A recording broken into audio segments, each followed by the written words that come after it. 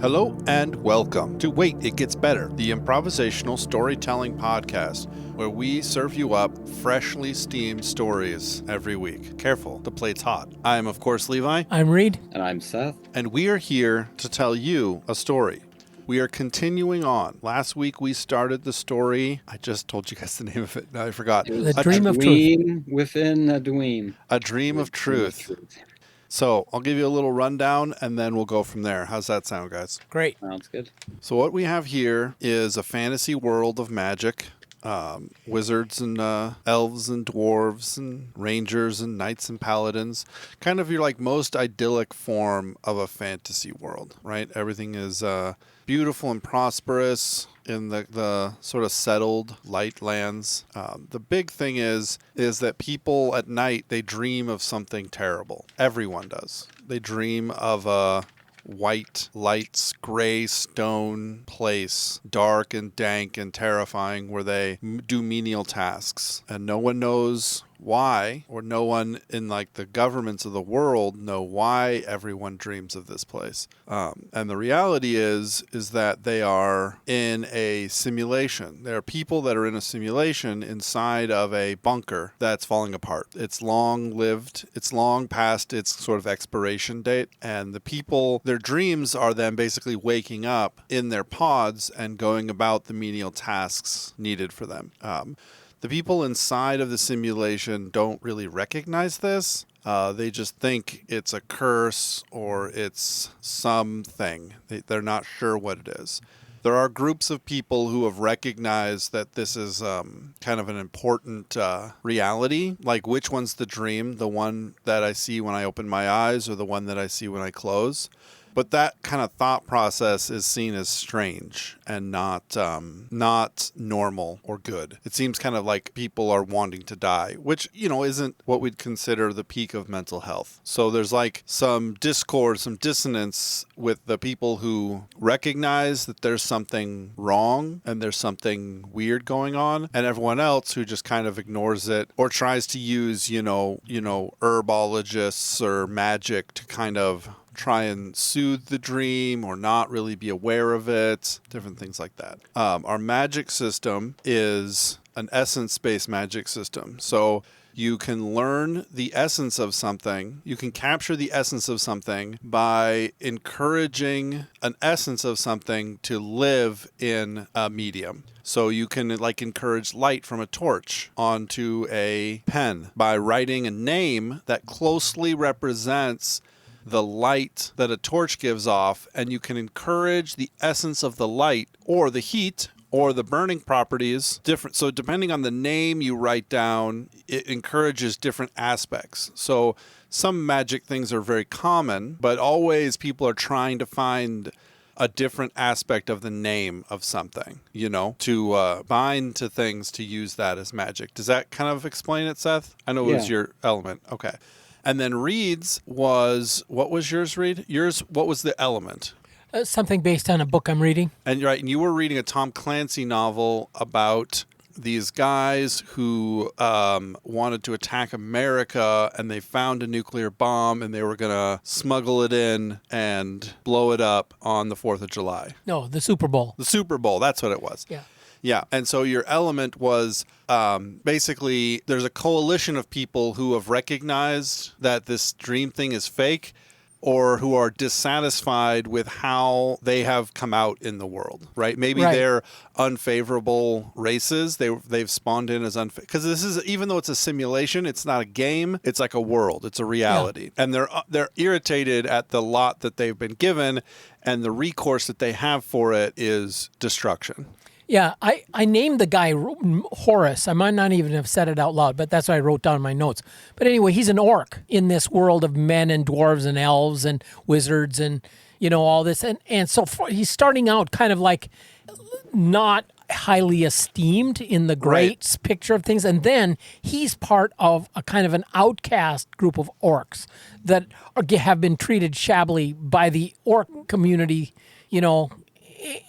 But the thing about Horus is that he has glimpsed the reality of the dreams, because he's got functions that he has to do and he works hard, but when he wakes up, he understands that that's probably the reality, and he has the capacity to affect things in the fantasy world by actions he takes in the dream world. Okay, gotcha. Yeah, or in the so which is the dream world. But anyway, the something based on a book I'm reading. The story is the disaffected people in the novel. Some of All Fears are Palestinians. The book, Clancy wrote it just at the breakup of the Soviet Union and peace was breaking out. And these guys were mad that there's going to look like there was going to be a peace deal in the Middle East. And then there was a guy that was a Native American character, really interesting character, but he had fled.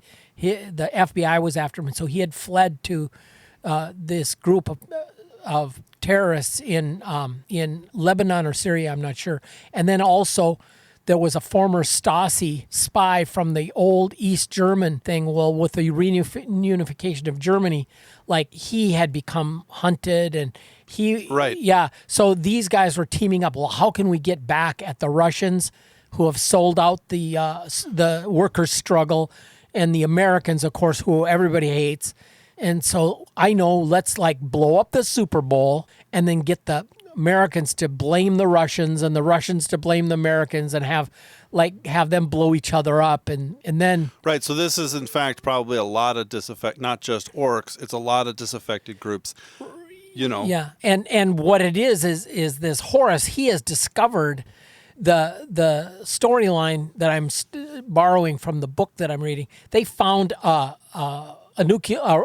atomic bomb from a crash site. A plane had crashed that was carrying a non-activated nuclear bomb, and they're going to make this. This isn't what Horus found. You're talking about. No, but what I'm saying is Horus found out that this whole dream thing, there was an apocalypse, and he had found I don't know if it was in their world a nuclear weapon, but it was some sort of doomsday weapon that had wiped out civilizations. They knew it, and why everybody was in a bunker and why they were living in this fantasy world in order to make it palatable. Or maybe what he found instead of that was a sort of master control system in the real world, and was able to kind of bring some weapon into the world of this fantasy world. Yeah. Because oftentimes I've seen villains, their biggest motivation is, I want you to experience what I experienced. Yeah. So it's like, I've experienced great turmoil in death and rebirth. So now I'm going to like do something to cause a great pain to you so that, you know. Yeah, it's like the guy that gets dumped. Well, if I can't have her, no one can have her. Right, yeah, exactly. And so then there's revenge and crap going on and sickness. Yeah. Cool. Well, that's the recap. So what story elements did you guys have for this week? Mine is Wise Old Woman. I have Villain's Sidekick. Oh, nice. We changed unique pet. So you won't see unique pet anymore. We changed it to unique creature. Because oftentimes there can be a creature, one would not call Shadowfax Gandalf's pet. Exactly. Right? He's a unique creature in the world, the king of horses. Yeah. So I have unique creature. Cool. And I'd kind of like to go first because it would kind of, unless Seth, you have some interesting, I have a little bit more world building I'd like to build with this unique creature. Yeah, no, go ahead. Okay, so we're going to do unique creature, but it's going to have an S on it, unique creatures, right? So when the developer for this it's not a game, this environment was being created, he was a game developer, right? He was a developer, full dive meaning like you sit in a pod and you connect your brain up to it and it's like full virtual reality game development.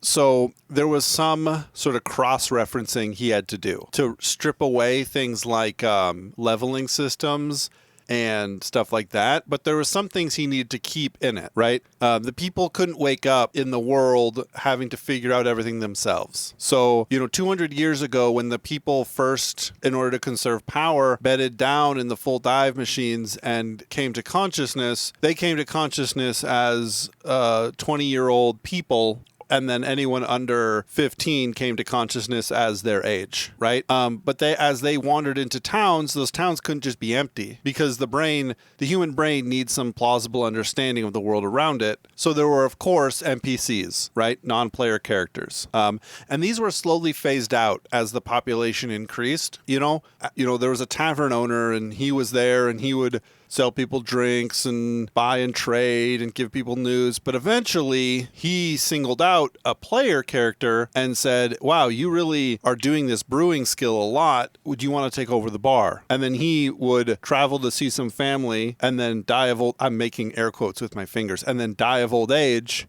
And then that NPC, artificial intelligence, would be retired as a human stepped into that role. So now as we sit kind of 200 years on, it's pretty much all humans in all roles, right? So there's no NPCs kind of as the king or as the grand mage. Those are all humans. So all the governments, all the policies that have been made in the last 120 years or so are all human-made systems. However, there is some need for governance, right? Like weather. Who decides how the weather is going to go? Unless a wizard is there to control the weather, who's going to decide how the weather is going to go? Or the animals, right? Or the seasons, or the crop turnout and stuff like that. So all that is controlled by several kind of master control AIs. These are the unique creatures, right? And they're the ones kind of dictating out how things will go. And then in the same place, all of the bad guys, right? The same thing happened with the orcs and the goblins and things like that. At first, there were tons of NPCs who were orcs and goblins and creepy ghouls and liches and, all your standard kind of fantasy trope bad guys. But as people chose their paths in life, they would die and then they would respawn as someone, and so there are still some high level NPC artificial intelligences that control like the big master wizard who lives in the Black Tower over the Sundered Sea, there's still like that one. And then the ones that are in control of like portal spells, so if you do like random, like a spell that's like a random portal, who decides where that spell goes to? Well, an artificial intelligence does. And so all of them are a base fracture of the game developer's mind. Right. So in order to create this, he took his own, because he was a big nerd, right? He took his own consciousness. Big nerd with a big brain. Big nerd with a big Probably old brain. Wore 2 pairs of glasses. Probably, and a pocket protector. So he took his mind and he copied it into an artificial intelligence crystal and then trained it to be all of these things. And this is one of the problems of the system that he designed, which was he wasn't incredibly proud of the system, right? And he was an advocate for when the world, like he's long dead now, right? He wasn't even in this bunker, but he was a big advocate when the world was running that people should live here permanently. And because of that, the whole world has this kind of bent towards keeping people locked in, right? So even though he was supposed to make it very easy for people to pass in and out of the world, like there was supposed to be a log out button, the fact that all these souls are together kind of looking at this place and forming it as a reality, he himself was a soul, and even though there's hundreds of permutations of his consciousness that's running the whole world, he's kind of he wants to keep people there. Yeah. Right. And so this is one of the great difficulties, because people were supposed to be able to go to sleep and then get the option to sleep or to wake up in their pods in the bunker and then do the duties to fix things and keep things going. And if they had, then maybe the bunker wouldn't be like falling apart and the reactor failing and all these things that are happening now. The other thing I'm thinking of is that because the AI system is connected to the bunker in some way, the fact that the world, the reactor is failing and the water system, basically every system is failing because people are only putting a very small amount of work into fixing it because they're doing it while hallucinating, while dreaming. Like it's not happening. Things start to happen in the world that start to reflect, It's like the bunker's failing. So this mountain, this smoke, the volcano mountain is like starting to smoke. And there's like, wizards cast future seeing divination spells and they say, well, in exactly crazy, 137.5 hours, this or some figure, the volcano will explode. I wonder why it's so specific. Wonder why we know so specifically that the volcano is going to blow up in exactly 6 months, 2 weeks, 3 days, 47 hours, and 10, 9, 8, 7 seconds. Well, it's because the complex computers that are running the reactor know exactly when it's going to fail, and that information is starting to bleed over, and the AI that controls the world is like, okay, how can I deal with this so that they understand that there's something wrong? Oh, that volcano that was dormant for 100 years is now starting to smoke. So maybe the people will figure out something's wrong. Right. So that's the unique creatures. Cool. I would think in the way that it is, and it might explain why it makes it seem like a dream. They're basically, it was supposed to be that they could, log out, wake up, do their tasks, and go back in for a long, Right. like maybe in shifts. But being that the controlling thing had in mind for them to stay there, right, and they're mentally hooked up to it, it's hitting the synapses in their brain, or the neurons, or however that works, brain science. Not rocket science, brain science. Yeah. So when they come out of it, because it's on like a scheduled thing where they need to come out, it's like tricking the brain into it, like it's how people are when they like are withdrawing from like a substance. Yeah. Right? There's like they gotta have it. They're like, they're what is it, jonesing for another hit, right? And so they're in their waking thing, all they're thinking about is getting back in to have that fix, to get that thing back. So that's why when they come back in, that part of it is like a bad dream to them, because they're because it's all withdrawal. The whole time they're there, they're just feeling the total. And that's the thing, is you go to sleep in a beautiful, idyllic, meadow with mountains in the background, and it's always summer here, and you go to sleep and you hallucinate a dank, musty smelling, gray walls, flickering lights place, and you come back and you're like, that has to be a nightmare. There's no way. Yeah. Your brain just says, this thing that I can see in front of me is so much better. I refuse to believe that is good. Right. Cool. Yep. You kind of set up my my character, but I'd be glad to defer if it's time for you to put in your villain sidekick, Seth.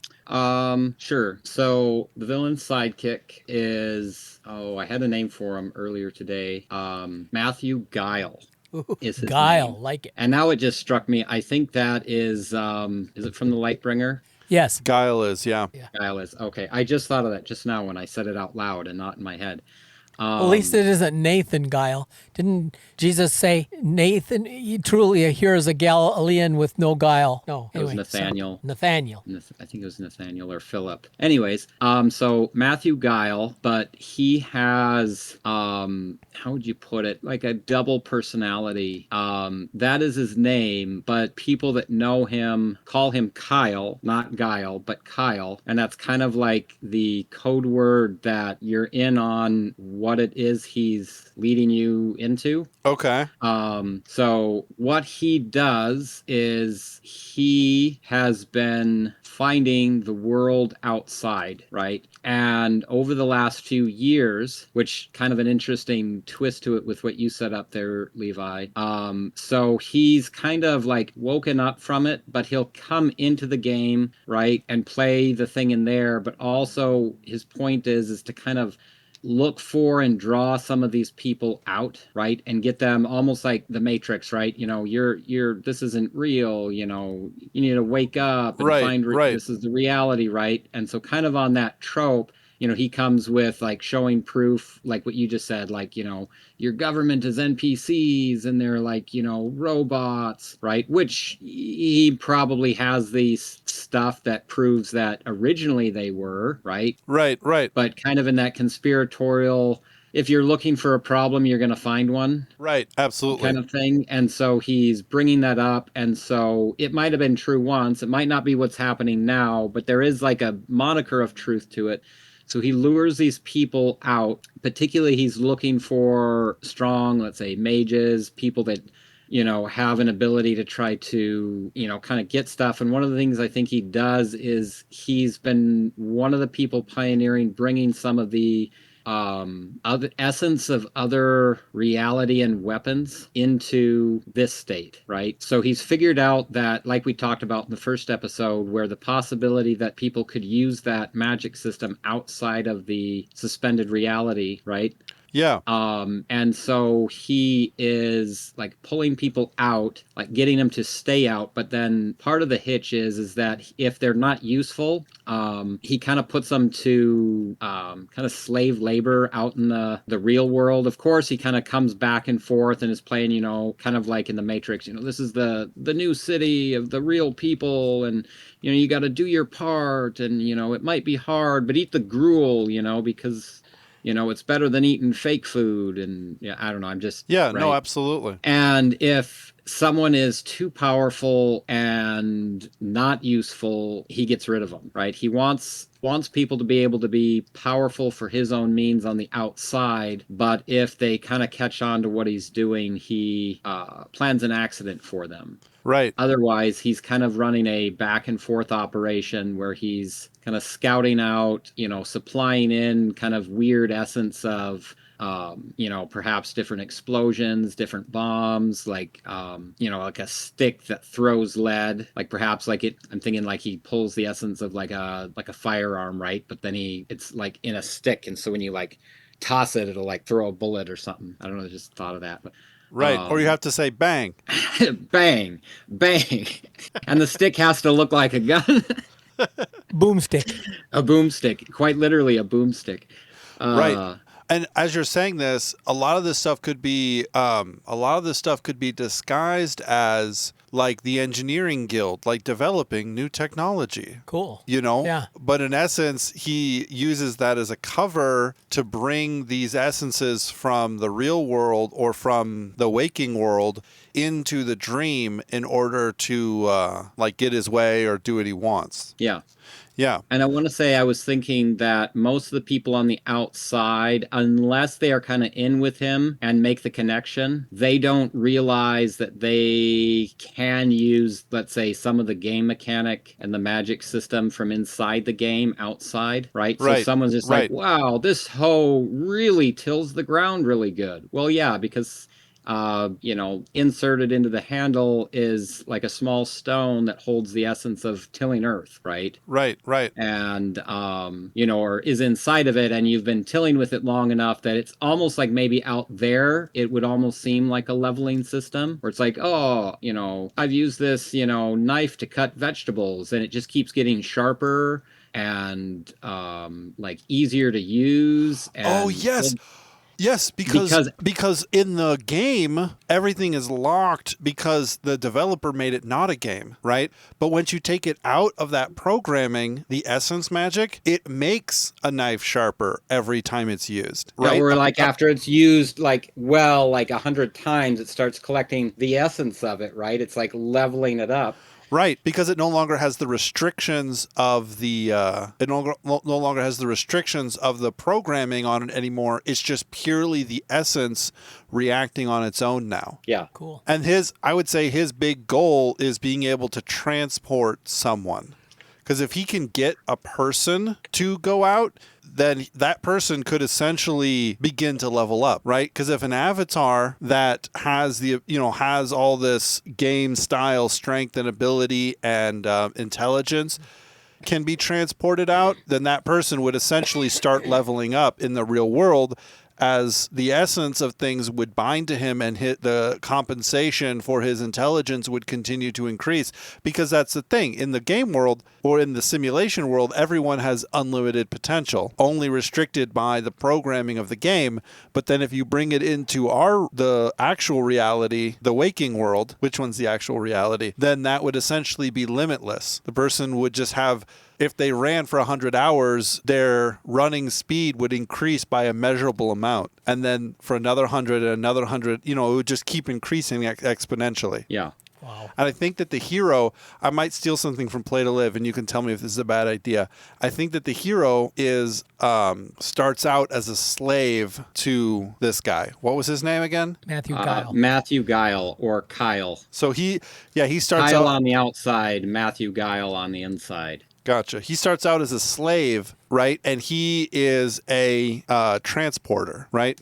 He was a guild mage, and his speciality was teleportation magic. And he's been basically enslaved in, the Darklands over the mountains where everything's kind of scary and bad, trying to teleport items and essences, things with essences attached to them, and sometimes being successful and sometimes not, to a place that our hero has only seen in his dreams, right? He remembered there was a dream where a person who looked kind of like Matthew dragged him to a place and did something to him and made him memorize a spot on the ground that has a yellow square painted around it, right? Made him study it for hours and hours and hours. And when our hero woke up, he was enslaved by Matthew, and his job is to take things and to send them to that place. Okay, so one quick thing on that. So Matthew, he's got to be I don't know, a kobold or like a goblin.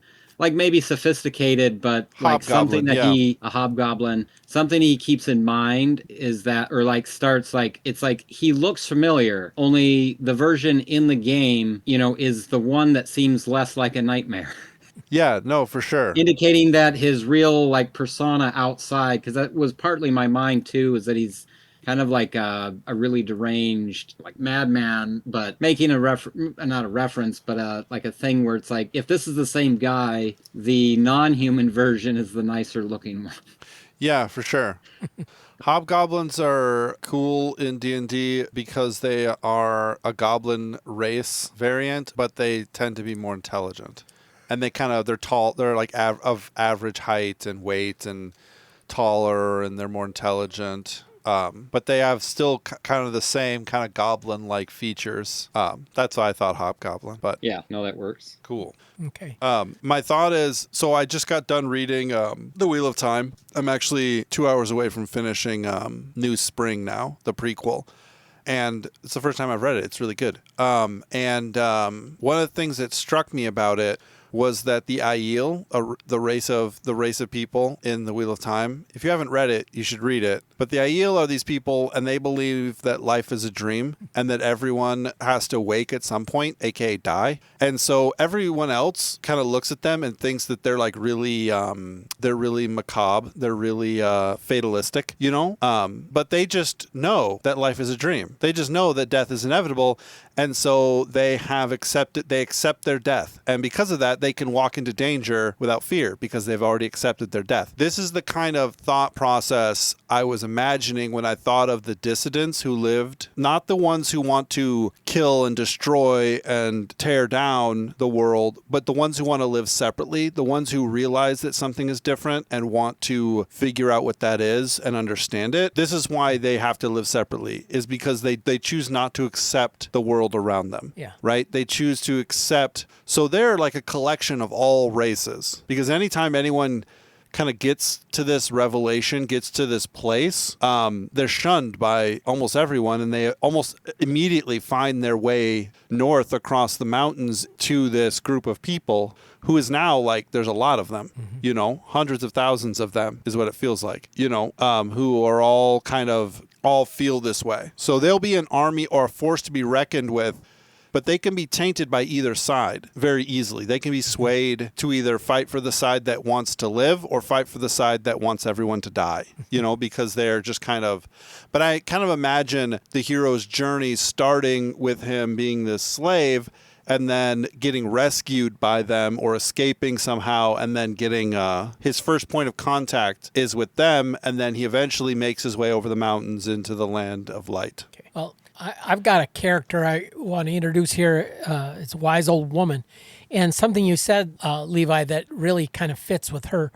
When they were building this, when the game master was building this world, this idealized world, if you got sick, broken down old people, they don't turn up as sick and broken down and old in this idealized world. They're young and fit and graceful and Right. Well, my wise old woman is Gracia, and she's elvish. but she's revered in the idealized world as kind of an ancient elvish sage known to have been around for time out of mind. So she has. I just thought of this because I had. George Burns had this song. It was several years ago when he was old. He said, "I wish I was 18 again." It's like the whole notion, like too soon old, and the thing is, youth is wasted on the young. Because it's if I had known what I know now, like back when I made those silly mistakes, my world would have been much much different. Well, yeah, she was bringing a lot of years and experience and whatnot in her personality, and as she entered this idealized world as an ancient, but yet still lithe and graceful and fit elf, because they obviously the years are kinder to elves. Gracia. She has a secret ability to recognize, though, those who are like her, kind of awake in the dream world. Like she has been able to see what's going on, and she has spotted Horus, and his group, and she has a network of people monitoring him in both worlds. And like when she and her crew spot someone in the early stages of reality recognition, she tries to calm and ease the transition, counseling caution and avoiding bringing contention to themselves. So she is kind of building kind of a network within the system, right? Working within the system to try to keep people from harming themselves and keep people from being ostracized, helping them to fit in. So more and more people are in the idealized world, but wink, wink, nod, nod. They kind of know what's going on, but they're playing along with it. Right.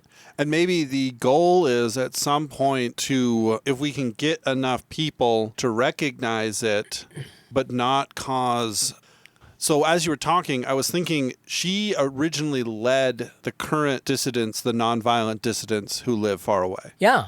Her plan was to get a bunch of people to recognize something was wrong, so that the system would say, okay, I got to wake people up, but it didn't work. Right. They all just got something was manufactured, and they split apart from her. Mm-hmm. And so now she's trying to wake people up silently and carefully to do the same thing, but now just more carefully. Yeah, and when you were talking earlier, I had it pictured in my mind that she was kind of being schooled or mentored by one of these AI controller types, but something had gone wrong, so they had to kind of rush her into her position more quickly because something was breaking down. So you see what I'm saying? She kind of got rushed in way back into the position, even though she was one of the quote-unquote subjects or one of the, human players. She had been kind of schooled and ushered into the way things work a little bit. And as a result, she had that kind of recognizing. Yeah, okay. So here's a plot. You ready? Mm-hmm. 10 years ago, a NPC, she knows it's an NPC, comes to all the cities simultaneously and pronounces a prophecy. Okay. That the God child has been born, right? The Savior has been born that will lead the people, right? What this is a child was born with a severe disorder, right? A child was born with a severe brain disorder. And what happened is the AI, as it was analyzing this, it was given a directive it doesn't cull children, right? It doesn't say this isn't a viable human being. But what it did is it melded the brain with artificial intelligence to make up the cognitive difference. And now this child basically is a god, right? And the NPCs created this proclamation because it's the only way that they could keep the child alive was to do this, and functioning well was to do this. And so this child is now 10, 15 years old and can with study, can recognize any word of essence, can bend the world how he wants it because he has part of the programming system as part of his brain, right? But he's still a child, so it's like there's this thing that's happened. And this is one of the things that the wise old woman is looking for, because she knows that he's there somewhere. And so she's going around looking for him, because he could be the key.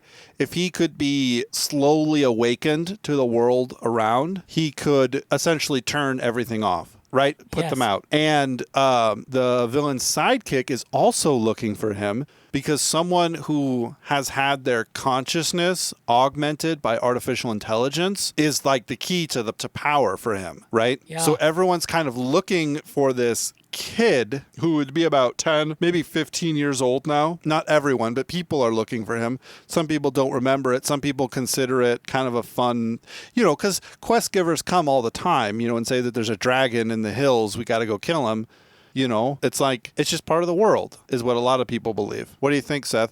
As far as a plot, like people are looking for him, and even the peaceful dissidents are looking for him, because they want to understand the truth of the dream, and they're like, he's a god. He's not a god. Gods aren't real. We don't believe in gods in this world, but we know he's very powerful, And this could even be the start of like faction, the first ever kind of faction dissidence between different, because before everything's just been kind of like idyllic and peaceful. Every once in a while, there'd be an army from over the mountains that would come, and the whole place would rise up, and they would go and fight and have glorious battle and then come back.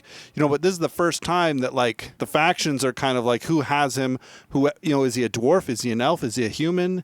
Is he a this thing? If, we need to have him in order to like get our will done.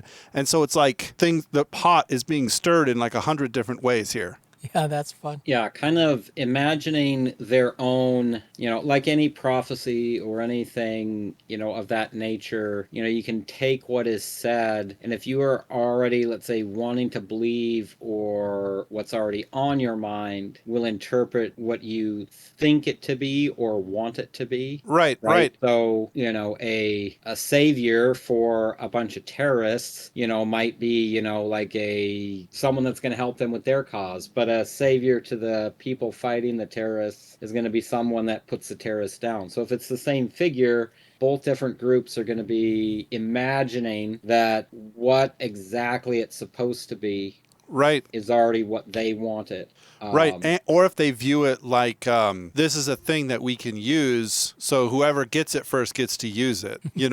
Like I remember in the Wheel of Time, there was like, whoever blows the horn of Valier, that's who the heroes come and fight for. So if the Shadow blows the horn of Valier, then the heroes of old will come and fight for the Shadow. And then at the end, Matt asks Hawking that, and Hawking says, we would never have fought for the Shadow. Right. Like, what are you saying? We would only have fought for the light. So it's like people believe certain things because it's like the gambler fallacy. People believe certain things because it would be the best or the most convenient for them for those things to be true. Yeah. But everyone's doing it good and bad. Yeah. It reminded me also, that part on the Wheel of Time reminded me of the third book of the C.S. Lewis space trilogy, Out of the Silent Planet, where there's kind of a scramble to find, there's buried somewhere is the secret tomb of Merlin and Stasis, and they want to, they're trying to, the bad guys that are trying to build this ridiculous world of what that they control, they think, well, all they got to do is they've got to find him and wake him up, and then his vast power will be used on our behalf, and of course could never have been the case. He responded to Ransom because Ransom spoke the old solar, the language, and had the words of power, and was on the right side. And exactly. And it could never, the notion of him lending his power to these ridiculous Bellberry crew, that could never have happened. Right, but the reality of that and the reality of the Horn of Valier is something that our characters don't know until that gets revealed. Right. And who knows? It might be that whoever finds him and convinces him, we could make it so it's like the Horn of Valir or like Merlin, or we could make it so that he really is just like, I mean, think about a 15-year-old. A 15-year-old can be convinced that a lot of different things are true. Yeah. You know, it's really whoever talks to them the most, whoever offers them the most, it's like, I don't have a 15-year-old, so I don't know how to convince them to do anything. But I remember being 15 and it was like, if you give me attention, if you're kind to me, I'm like on your team. Yeah. Exactly. So it's like these different factions are going to try and find him and are going to try, and some are going to fail at convincing him. Some are going to try and hurt him to convince him, and some are going to try and be kind to him, and some are going to be kind to try to him in a kind and try to get him to do what they want in a malicious way or in a right way. But it's like, who finds him first? And I think that's what the wise old woman is looking for, and that's the same thing that Jonathan is looking for. And that's the same thing that our hero will be looking for, looking to find him, to convince him, use him, kill him, whatever, Cool. So I'm thinking, here's an idea to throw out real quick as far as how it might work. Instead of being something, let's say, extremely fanciful, he might not even know that he's that person.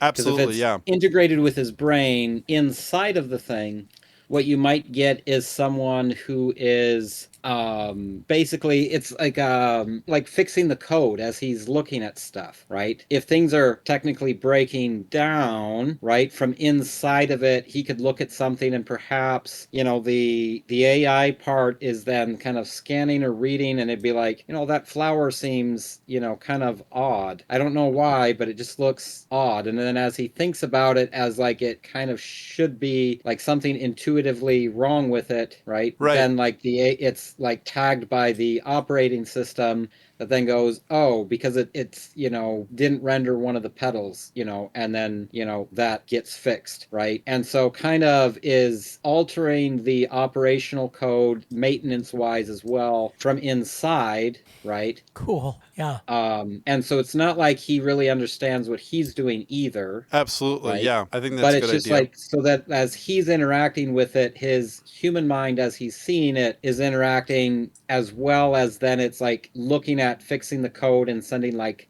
work order or like recoding different things as he's looking at it. Yeah. Which in essence, he could be kind of like, it hasn't rained here for a while. And then you'd wake up the next morning, it's like, well then, we needed rain here, right? Or, but not really realizing that he's the one that's doing it. Yeah, for sure. I think that is the best way, that he's just noticing things and they're changing, but, he doesn't think that he's the one changing them. I mean, he's only 15 years old, That was kind of my thought on what it could be, because they're all looking for someone, let's say, exerting a large amount of power, setting himself up. You were just reading the Wheel of Time, and the last one was like the game of houses and stuff, right? So you have everyone, he's, not as tall. Are you sure he's the one? He only had 3 people come in with him. It's like, is he just being modest? Or like, that whole kind of, looking for the thing that they already think it. Yeah. Yeah, absolutely. And so they're not finding it because, they're looking for the wrong thing. I like this story so far. Yep. Ladies and gentlemen, thank you so much for joining us for this episode of Wait It Gets Better, the improvisational storytelling podcast, where we only take a couple of cues from a couple of books we've read. Yeah. If you like no this, L's or M's or P's, just Q's. Yeah, just cues. If you liked this story so far, if you like the podcast, share it with your friends. Share it with somebody. Tell us that you like it. Send us an email at waititgetsbettercast@gmail.com. Message us on Twitter at @GetsBetterCast. We'd be happy to answer questions, listen to complaints, take suggestions, listen to constructive criticism. We're always happy to hear your thoughts. Till next time, we will see you guys later when we continue and wrap up the story. Bye, guys.